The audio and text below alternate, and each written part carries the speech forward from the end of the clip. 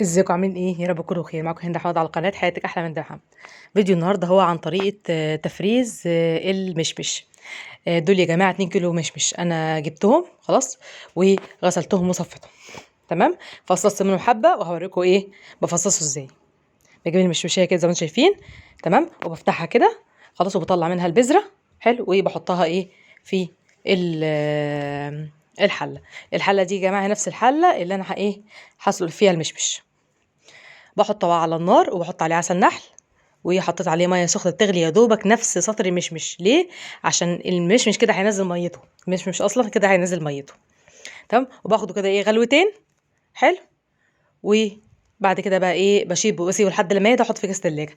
لو انت عايزه تحطي سكر عادي مفيش مشكله، لو انت عايزه تحطي سكر دايت مفيش مشكله، لو عايزه تخلطي ما بين السكر والعسل نحل حسب ما تحبي. انا بعمله بطريقه صحيه فبحط عليه عسل نحل. حطت في كاس تلاجة كده زي ما انتم شايفين. بتخزنيه في الفريزر وبتطلعيه بقى وقت ما تكوني عايز تعملي عصير مشمش بتسيبيه يفك وتحطيه في الخلاط وتعملي العصير. طبعا طريقه سهله جدا جدا، هو كده كده متخزن بالتحليه بتاعته. ان شاء الله تجربوا الطريقه دي وتعجبكم ان شاء الله. معمول بطريقه سهله وسريعه، مش هاخد معاكي وقت. لو عجبك الوصفه لايك واشترك في القناه، وريت تدعموني باشتراك. والسلام عليكم ورحمه الله وبركاته.